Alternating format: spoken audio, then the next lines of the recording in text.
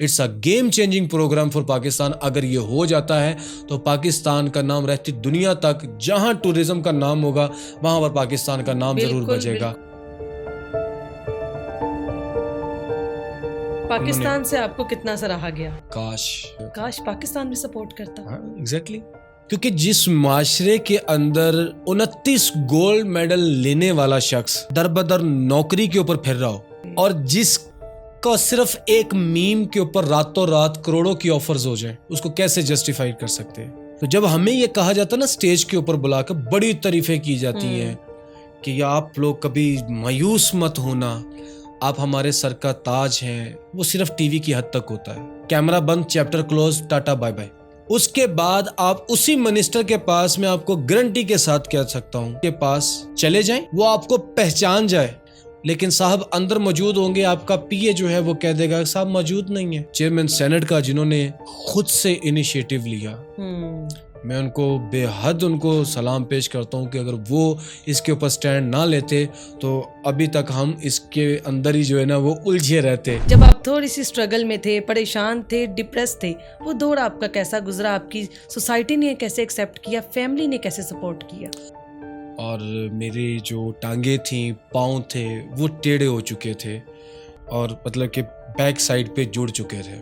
वो एक मरहला ऐसा था, रिश्तों की पहचान और माशरे की पहचान तब हुई। और अब जो आपने ये आगे का सोचा कि मैं 100 से ज़्यादा मुल्क घूमूं सिर्फ 600 दिन में, और वो भी बाइक पर, तो ये कैसे आपको ख्याल आया? मेरा ये गोल तो नहीं था कि मैंने ये कर लिया, गोल्ड मेडल ले लिया तो बस खत्म, बैठ जाएं। बिल्कुल नहीं। फिर रियलाइज किया कि क्या टूरिज्म के अंदर कभी कोई स्पेशल पर्सन सरवाइव कर सका? कोई भी नहीं था। मुझे पाकिस्तान का पहला स्पेशल पर्सन बनना, और इसमें तकरीबन कोई 100+ मतलब कि 110 या 15 कंट्रीज का जो है ये हमने मैपिंग की है कि हमने इनको जो है वो क्रॉस करना है। कंप्लीट कर जाते हैं तो पाकिस्तान के 6 से 7 गिनीज बुक में वर्ल्ड रिकॉर्ड दर्ज होते हैं। तो सबसे पहला जो रिस्पांस था वो हमें इंटरनेशनली, बिल गेट्स उनकी टीम के साथ हमारी मीटिंग हो चुकी है ऑनलाइन। रोनाल्डो की तरफ से हमें कंफर्मेशन आ चुकी है कि उसके साथ हमारा डिनर भी है और प्रेस कॉन्फ्रेंस भी है। ये वेट लिफ्टिंग का जो आपने सोचा, इसका माइंड में कैसे ख्याल आया कि मैं ये कर सकता हूँ कि नहीं, क्या ये मेरे अंदर जज्बा है या नहीं? तो फिर सबसे कठिन मरहला जो था वो ये था कि मुझे कुछ जिम में घुसने नहीं देता था। उस टाइम पे मैंने सुसाइड भी अटेम्प्ट की थी।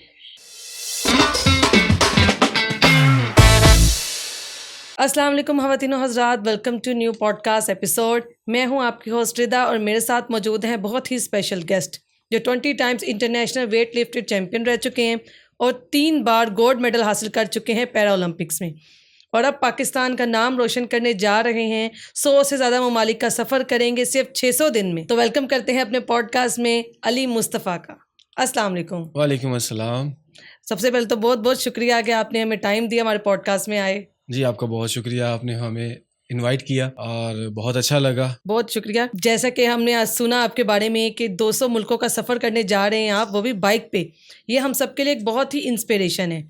तो मैं आप स्टार्ट करती हूँ आपकी जर्नी से। जैसे कि आप हमारे स्पेशल पर्सन हैं, तो पोलियो के बाद आपने, बहुत से लोग पोलियो के बाद नाउमीद हो जाते हैं, लेकिन आपने अपनी कमज़ोरी को ही अपनी ताकत बनाया और ऐसी अचीवमेंट हासिल की जो शायद एक आम इंसान सोचे ही। Thank you so much. और इसके ऊपर मैं तो यही कहूँगा कि जो इंसान अपनी कमज़ोरी को ताकत नहीं बना सकता ना, तो उसके लिए तो फिर ज़िंदगी का कोई मकसद ही नहीं होना चाहिए।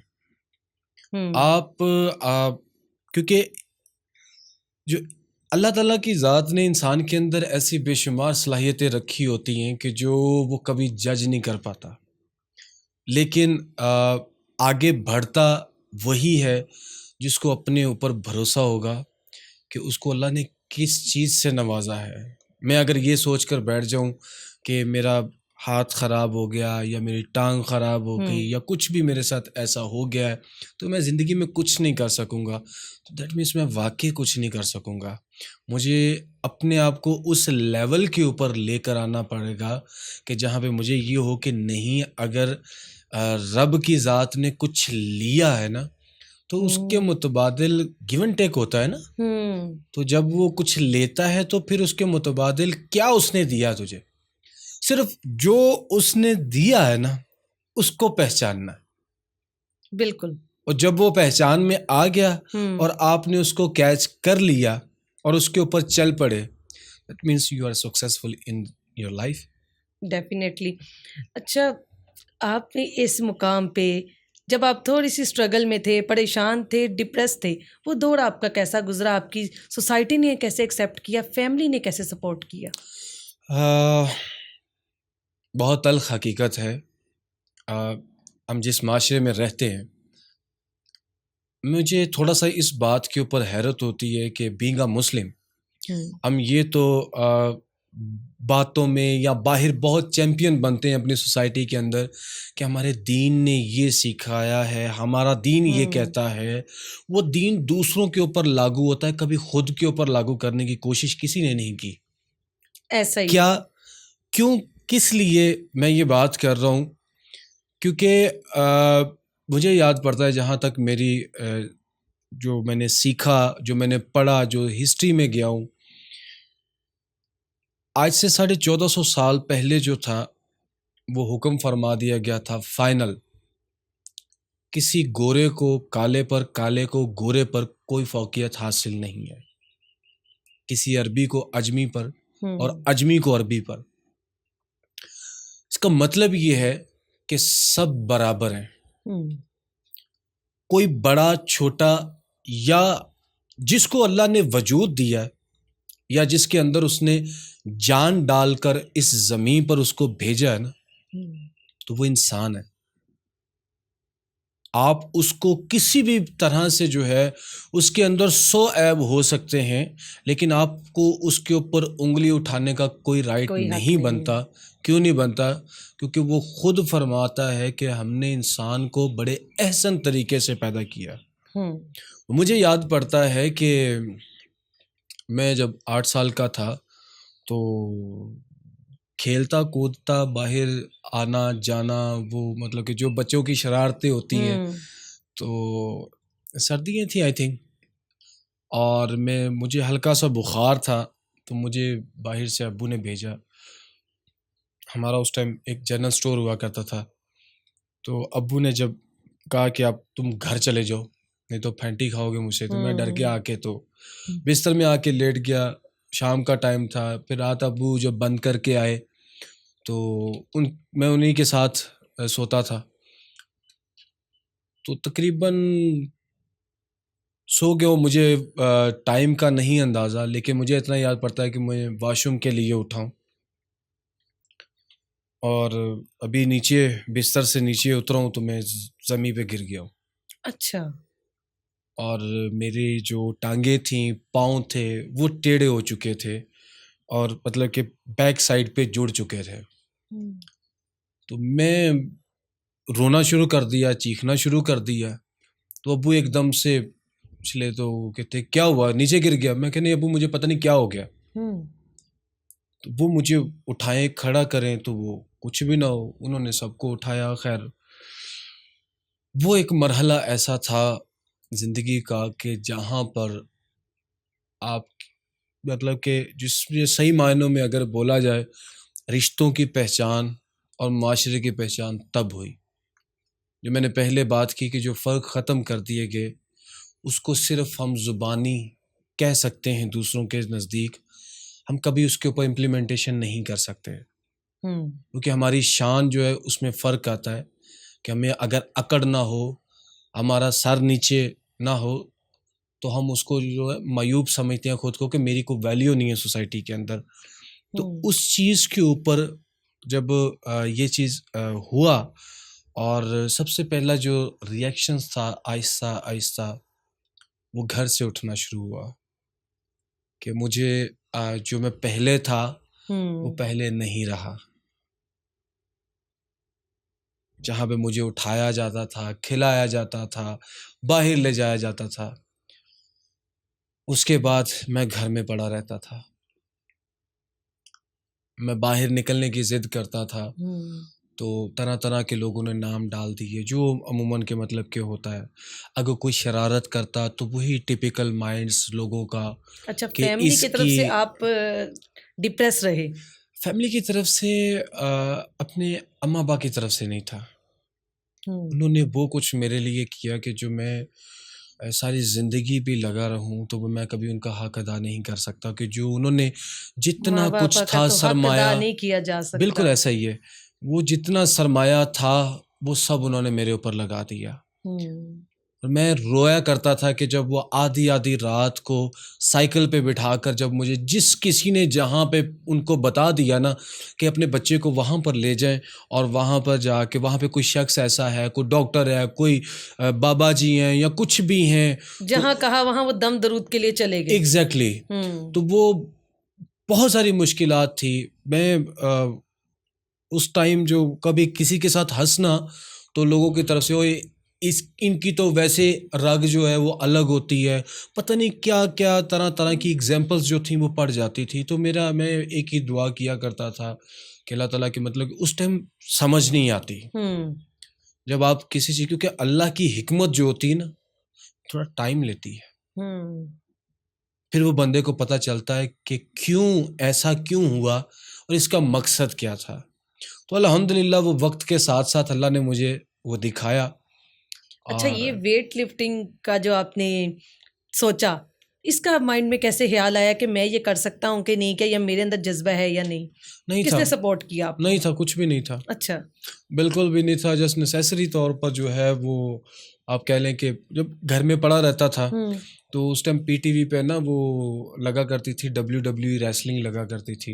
तो वो उनको मैं देखता था तो मुझे वो जब वो बॉडी बिल्डर्स टाइप आते थे ना लड़ने के लिए तो मुझे उनकी बॉडी शेप बड़ी पसंद होती थी। तो मैं यही अम्मी ने जब या अब्बू ने बैठे होना तो मैंने कहा अम्मी या अब्बू के जब मैं कभी चला ना मैं कभी चलना शुरू किया मैंने इन जैसी बॉडी बनानी है। अच्छा, वहीं से फिर जो था ना वो थोड़ा थोड़ा शौक जो था, शौक वही था, रेसलिंग ही देखा करता था।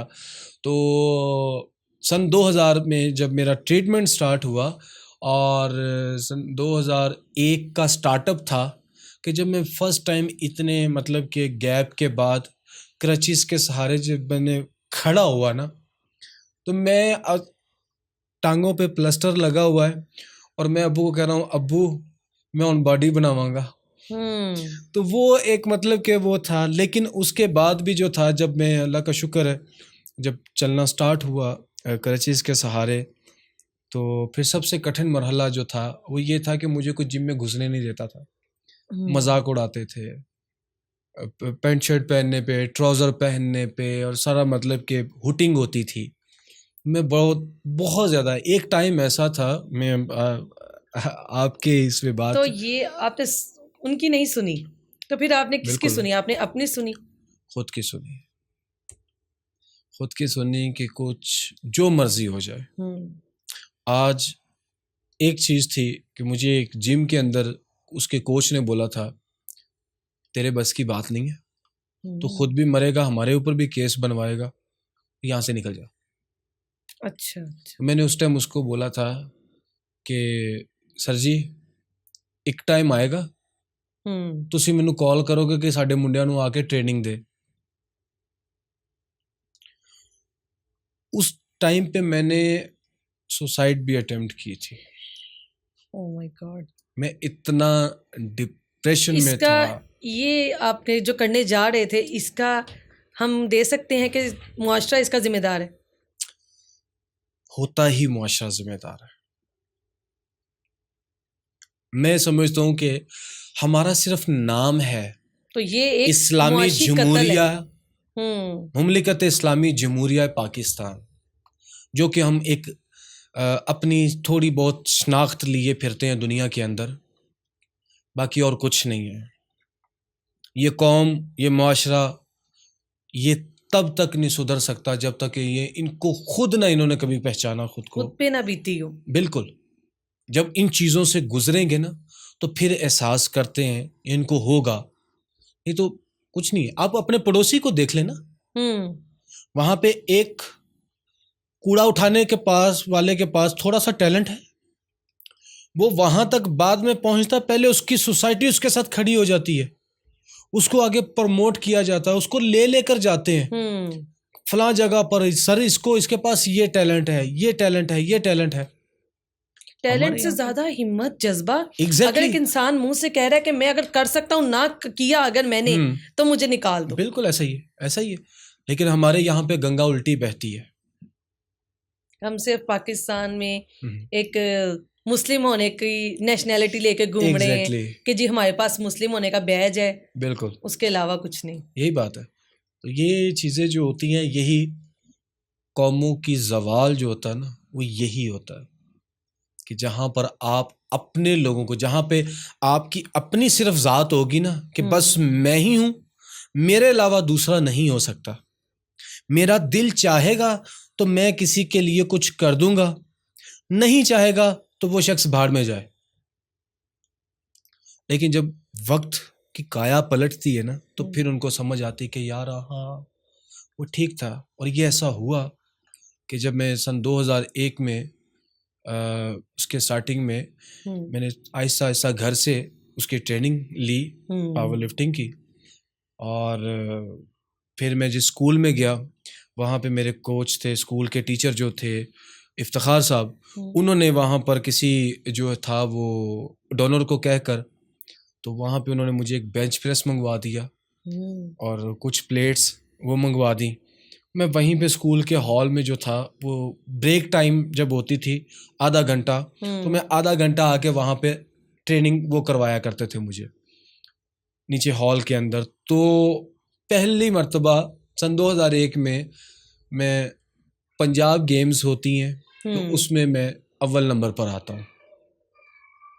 और उसके बाद जुलाई और अगस्त नेशनल गेम्स वो होती हैं पाकिस्तान के अंदर, एबटाबाद में, बिल्कुल। वहाँ पे मैं फर्स्ट पोजीशन ले लेता हूँ। और आपने इन सब स्टीरियोटाइप्स को तोड़ दिया एग्जैक्टली एक ही साल में। मुझे लगता है एक ही साल में सब स्टीरियोटाइप्स को तोड़ दिया, और जो देखने वाले थे वो देखते रह गए। बिल्कुल है, ऐसा हुआ।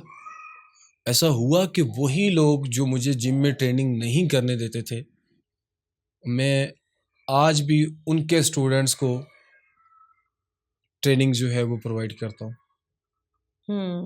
तो ये चीज़ होती है कि जब आप हिम्मत नहीं हारते, एक चीज़ होती है कि मायूसी, मैंने जो सबक अपनी ज़िंदगी से लर्न किया है कि मायूस कभी नहीं होना। वक्त लगता है चीज़ें बेहतर होने में, वक्त आपको दिखाता है, एक टाइम मुकर्रर होता है ना कि आपने इस टाइम तक आपका स्ट्रगलिंग फेज चलना है। उस स्ट्रगलिंग फेज के अंदर आपके पास दो रास्ते मौजूद होंगे, एक यस और एक नो। यस के ऊपर हमारा बिलीव जो होता है ना, वो बहुत कम होता है, नो के ऊपर ज्यादा होता है। लोग क्या कहेंगे, सोसाइटी क्या कहेगी, मेरे पास कुछ नहीं है, मैं कर पाऊंगा नहीं कर पाऊंगा, मैं कैसे कर सकता हूं, अच्छा मैं इसको अगर करने लगूं तो मैं कैसे, मतलब कि जो है वो लोग मेरा मजाक उड़ाएंगे, ये करेंगे वो करेंगे। नो, अब इस चीज की परवाह नहीं है, कुछ भी नहीं है, क्योंकि अब आपने वो फेस देख लिया और आपको पता चल गया मैंने इन चीजों को कैसे हैंडल करना है। ऐसा ही है। तो बस ये इंसान की जिंदगी का यही तासुर है। लेकिन जो सिर्फ यस के ऊपर चलता है ना, कि यही रास्ता मैंने चूज करना कि यस मैं ये कर सकता हूं और मैं यही करूंगा और करके दिखाऊंगा, तो फिर बड़े से बड़ा पहाड़ भी रास्ते में हो ना, तो वो भी तेशा मार के तोड़कर उसमें से नहर भी निकाल लेता है। ऐसा ही है। इतना आपने इतनी अचीवमेंट हासिल की, आपकी इंस्पिरेशन कौन है? मुआशरा। अच्छा, मतलब कि आपने उनकी इसकी नेगेटिविटी पे पांव रख के ऊपर जाना सीखा। बिल्कुल। देखिए ना, आपकी गोद जो होती है ना, वही आपको सिखाती है। और मुआशरा मेरी इंस्पिरेशन इसलिए कि मैंने जो कुछ भी किया है इन्हीं के लिए, कि जिसने मुझे टारगेट दिया कि ये कुछ नहीं कर सकता, उसी को मैंने अपना चैलेंज बना लिया। तो मैंने उसको चैलेंज बनाया कि मुझे इस मुआशरे की सोच बदलनी है। मेरी बातों से अगर किसी एक शख्स की भी सोच बदल जाती है, या वो तहैया कर लेता है कि यार एक शख्स हम्म इतनी मुश्किलात के बावजूद जो है वो अगर यहाँ तक पहुँच सकता है, तो मुझे अल्लाह ने हाथ पाँव अगर सलामत दिए हैं और मैं घर में हम्म बेड पे पड़ा हूँ और रोज़ ताने सुनता हूँ कि कुछ हम्म कर ला, कुछ कर ला।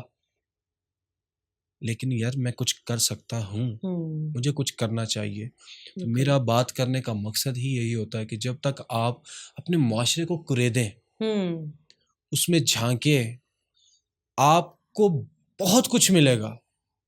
आपको बहुत कुछ ऐसा लर्न करने के लिए मिलेगा कि जो कि आप मैं समझता हूँ कि वो आगे जब आप अपनी नस्लों को वो सिखाएँगे ना, तो वो कभी जो है नहीं उन भूलेगी, उनके सामने एक वो एग्जाम्पल होगी। एग्ज़ैक्टली वो ना तो मायूस होंगे और हम्म ना कभी उनकी हिम्मत टूटेगी।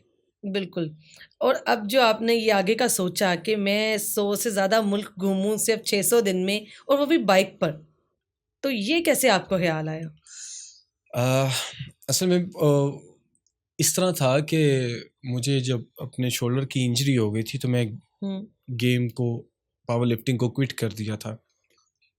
तो उसका सबसे बड़ा जो एक कह लें कि हम क्या कह सकते हैं कि जब कोई आपके साथ सपोर्टिव पार्टनर ना हो, हम्म तो जो सपोर्ट थी हमारी रियासत की तरफ से वो ख़त्म कर दी गई। और पावर लिफ्टिंग जो है, बॉडी बिल्डिंग जो है, इट्स डिपेंड ऑन डाइट। आपकी डाइट स्ट्रांग हो।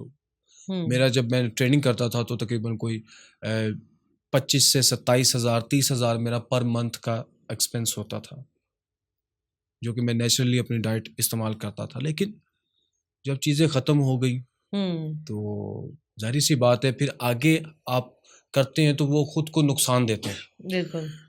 तो मैंने फिर इसको जो है फिर मेरे पेन स्टार्ट हो गई थी, मैं उसको पीछे हट गया 2022 से। उसमें थोड़ा सा गैप आया जब मुझे ये महसूस हुआ कि कहीं मैं खुद को ज़ाया तो नहीं कर रहा। हम्म क्या जो मतलब कि मैं कर चुका हूँ तो क्या ये मेरे लिए काफ़ी है? मेरा ये गोल तो नहीं था कि मैंने ये कर लिया, गोल्ड मेडल ले लिया, तो बस खत्म, बस वो बैठ ख़त्म। जाए।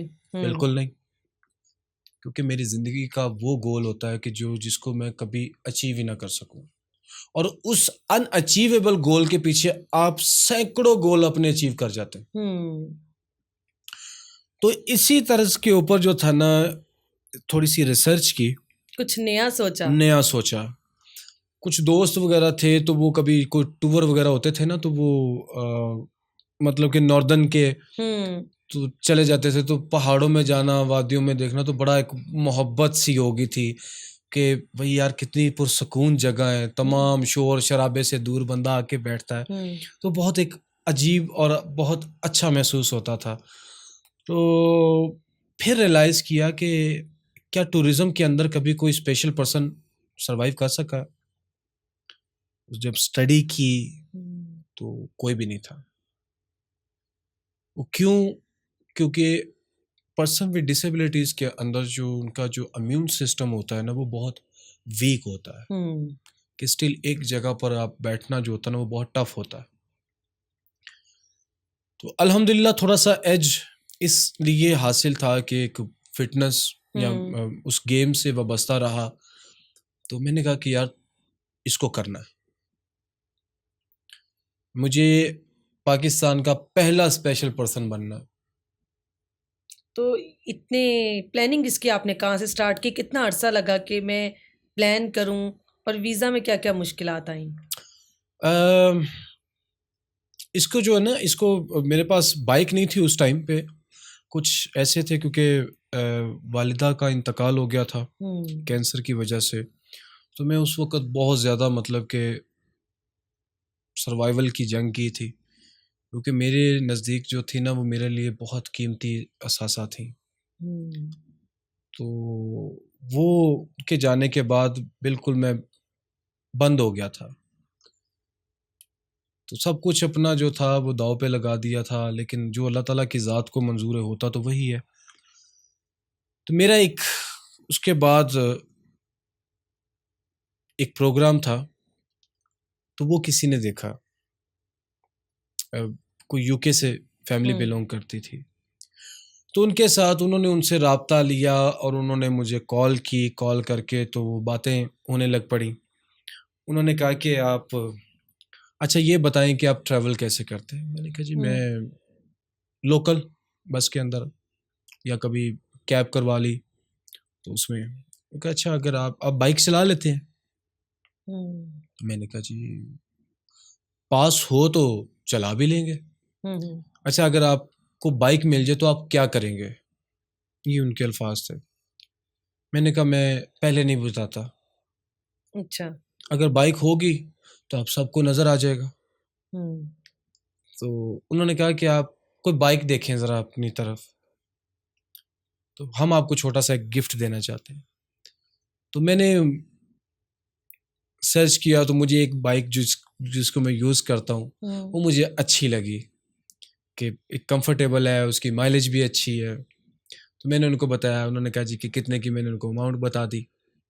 उन्होंने मुझे वो थ्रू वेस्टर्न यूनियन जो था उन्होंने मुझे मैसेज किया जी कि आपको हमने इतनी अमाउंट भेजी है तो जाके अपनी बाइक लें। मैंने गया हूँ, जाके मैंने बाइक खरीदी। बाइक खरीद के जनाब मैं आ गया हूँ। अच्छा अब उसको सपोर्टिव व्हील लगवाने थे। व्हील लगवा कर 15-20 दिन लगे उसके ऊपर। व्हील लगकर जैसे ही आज शाम को मैं लेकर आया हूँ, रात को मैंने छोटे अपने भतीजे को साथ बिठाया, उसको एंगेज किया। सुबह हम जनाब 10 बजे जो है हमारा मुंह सिंध की तरफ था। मतलब सीख ली और चले भी गए? कुछ नहीं सीखा, कुछ भी नहीं सीखा। सिर्फ ये था कि बैलेंस का आइडिया हुआ, थोड़ा सा उसको समझा, जिससे बाइक खरीदी और वो सपोर्टिव व्हील लगे हुए थे तो वो उसको एक आसानी हो गई। ठीक है, ठीक। तो मैंने उसको पीछे बिठाया और कहते चाचू किधर चलना, मैं क्या सैर करके आइए। हम जनाब हैदराबाद, सही। हैदराबाद पहुंचे तो वहां पे जाके हमने अनाउंस किया कि हम जनाब पाकिस्तान की तारीख का नेशनल रिकॉर्ड बनाने जा रहे हैं, इतनी माइलेज होगी। हैदराबाद से फिर हमने जितने भी हिस्टोरिकल प्लेसेस जो सिंध के अंदर हैदराबाद से लेकर ऑनवर्ड पंजाब की सरहद तक जो आती हैं तो उनको सारा एक्सप्लोर किया। रोही का देखने का, जलमक्सी देखने का मेरा बड़ा एक शौक होता था कि यार मैं कभी वो इलाके देखूं, बड़ा खूबसूरत है, हट्स बने होते हैं और लोग किस तरीके से रहते हैं। फिर वो सारा हमने उसके ऊपर वो डालते जा रहे थे, वो सारा सोशल मीडिया अकाउंट्स के ऊपर। मतलब सडन ही हुआ और आपने इसको रिकॉर्ड में कायम कर दिया, रिकॉर्ड बिल्कुल मतलब बदल दिया। लाहौर आए, लाहौर आके हमने 1-2 लोगों से राब्ता किया तो उन्होंने हमें स्पॉन्सर कर दिया, थोड़े से पैसे दे दिए। हमने यहाँ से 2-4 लोगों को और पकड़ा, साथ में लाया, आगे हम निकल गए। नॉर्दर्न में गए, नॉर्दर्न में हमने केपी से कश्मीर, कश्मीर से गिलगित बल्तिस्तान और थ्रू आउट चाइना बॉर्डर। अब चाइना बॉर्डर को जब हम टच करके वापस उतरे हैं ना, गिलगित में आए, सॉरी हुंजा में पहले आए हैं तो वहां पर जितनी स्पेशल कम्युनिटी थी उनको कहीं पता चल गया हुआ था क्योंकि हम सोशल मीडिया पे सारे अटैच थे, सारे एक दूसरे के साथ। तो वो हार लेकर, वो कोई कुछ लेकर, अपने इलाके की सकाफती जो अलामत होती है वहाँ पर वो खड़े हुए और तकरीबन 2 दिन उन्होंने हमें मेहमान ठहराया अपना। उन्होंने कहा कि जनाब हम इतने मतलब के डरते थे कि हम बाइक चला सकते हैं या नहीं चला सकते, भाईजान आपने हमारे लिए रास्ता खोल दिया है, हमारे हौसले बढ़ गए कि यार ये इतनी दूर से यहाँ पर आ सकते हैं तो हम क्यों नहीं कर सकते। तो अल्हम्दुलिल्लाह उसका एज ये हुआ कि आज जितने भी स्पेशल पर्सन्स हैं वो पहाड़ों पे सफ़र भी कर रहे हैं मोटरसाइकिलों के ऊपर और वो सारा। फिर गिलगित बल्तिस्तान की गवर्नमेंट ने हमें तकरीबन कोई 1 हफ़्ता वहाँ पे अपना खसूसी मेहमान ठहराया। फिर उन्होंने ऑफिशियली अनाउंस किया कि ये पाकिस्तान की तारीख का पहला नेशनल रिकॉर्ड है और पहला बाइकर है, स्पेशल पर्सन जो इतनी दूर से चाइना बॉर्डर तक गया है। मेरे साथ एक और पोलियो पर्सन था, मेरा क्लास फेलो दोस्त भी है, अदील जॉन। तो हमने मतलब कि वो मिलकर उसको फिर हमने प्रिपरेशन स्टार्ट की कि अब दुनिया में क्या है, इससे बड़ा करें। बिल्कुल, फिर दुनिया में ऐसा क्या है, क्या दुनिया में कोई रिकॉर्ड है। तो फिर हमने जो था ना उसको जब रिसर्च किया तो 2 रिकॉर्ड मिले गिनीज बुक में, एक 1982 का और एक आई थिंक कोई 2000 16, 17 या 18 का है, एक इंडिया का है, एक यूएसए का है। जो 1982 के अंदर बनता है रिकॉर्ड, वर्ल्ड रिकॉर्ड, वो बनता है 83,000 माइल्स का, अच्छा।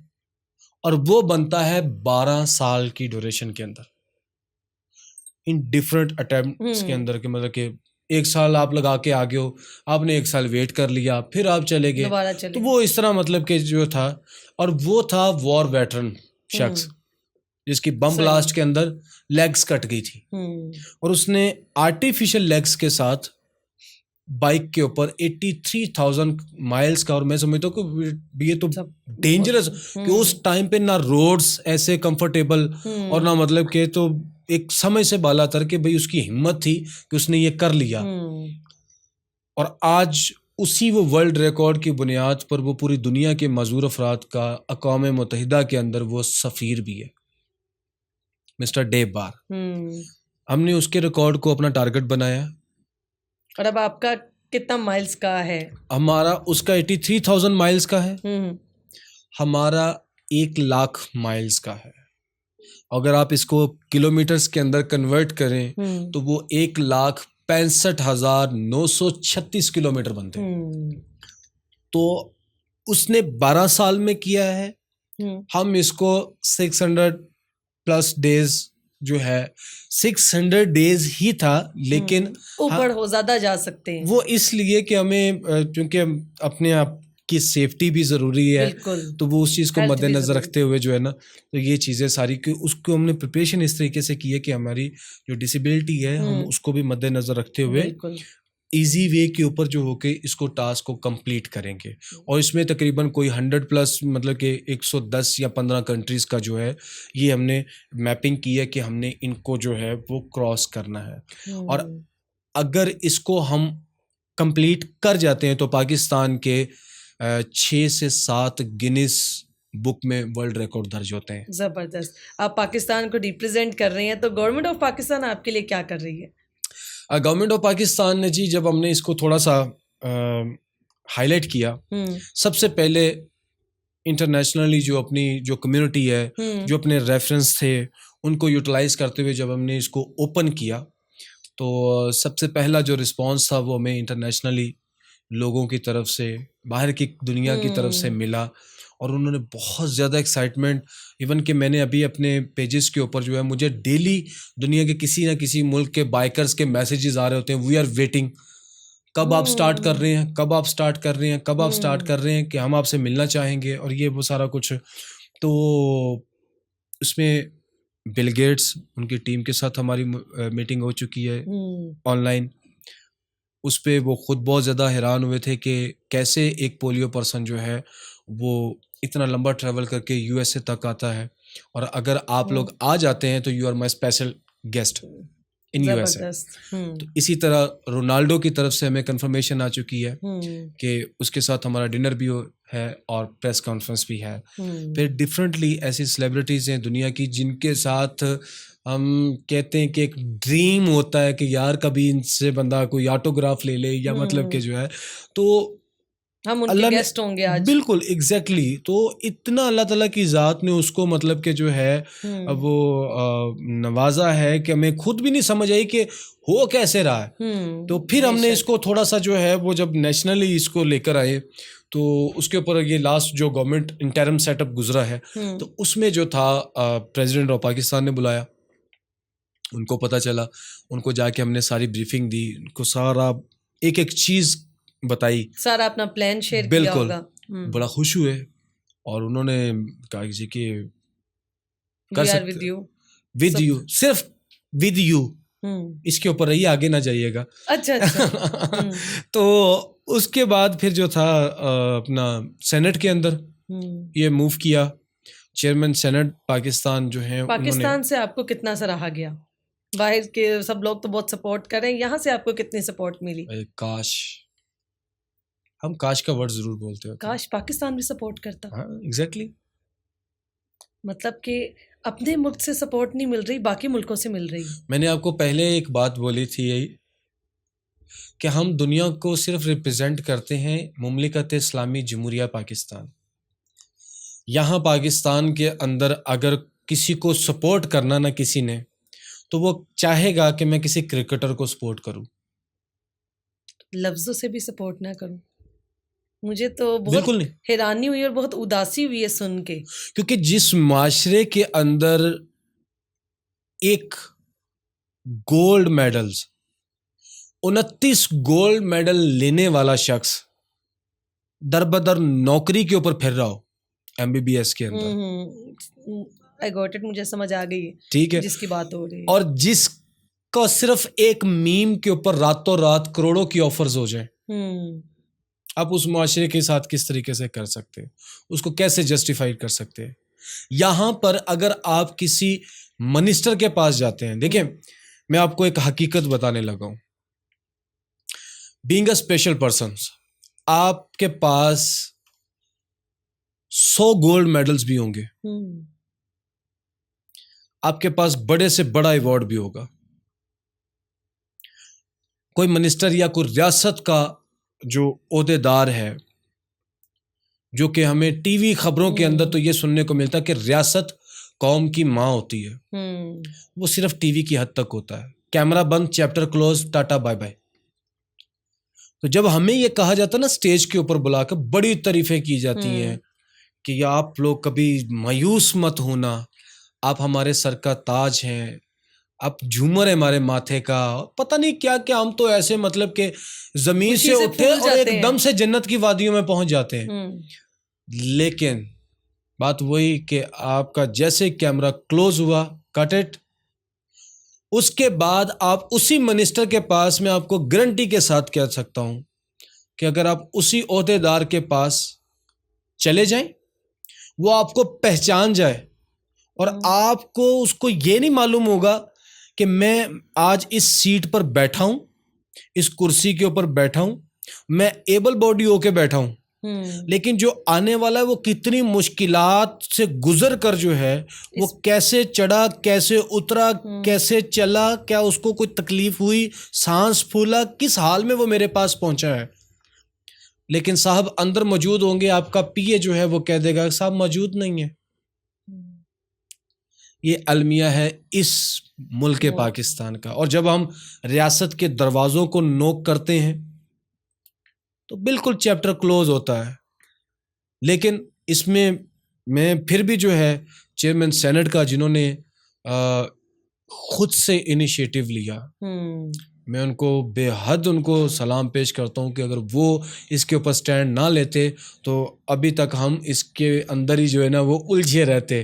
तो उन्होंने जो था फिर तमाम डिपार्टमेंट्स जो कि रेलेवेंट थे हमारे, जिसमें इंटीरियर मिनिस्ट्री है, हमारी फॉरेन मिनिस्ट्री सबसे अहम जो पार्ट है, जिनसे हमने वीज़ास करवाने, तो उन्होंने फिर इसको जो है वो करवाते हुए उन्होंने ऑर्डर्स जारी किया पे इनको जितना मैक्सिमम फैसिलिटेट किया जा सकता है इनको करें।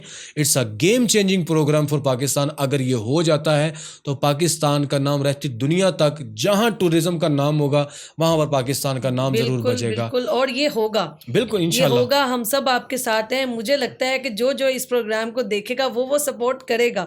बेशक अपने लफ्जों से भी सपोर्ट करें, लेकिन जो दिल से सपोर्ट करेंगे ना, बिल्कुल वही। और मैं एक ही बात कहना चाहूँगा कि मेरी हिम्मत अभी झुकी नहीं, मेरे हौसले अभी बुलंद है, मेरी आंख अभी खुली है, मेरी नज़र अभी उफक पे है। तो दुआओं में भी आपको हम सब ज़रूर याद रखेंगे। अल्लाह ताला आपको कामयाबी दे और आपकी इस जर्नी में आपको हम पूरा साथ दें। बिल्कुल जी, बिल्कुल। Thank you so much. हमारी दुआएं आपके साथ हैं। बहुत बहुत शुक्रिया। Thank you so much. बहुत शुक्रिया आपके टाइम के लिए। तो ये था आज का पॉडकास्ट। हमारी वीडियो को लाइक करें और शेयर करें और इनको दुआओं में ज़रूर याद रखें, क्योंकि ये पाकिस्तान का हौसला है, ये पाकिस्तान के हमारे लिए बहुत बड़ा एजाज़ है ये। Thank you so much. Allah हाफिज़।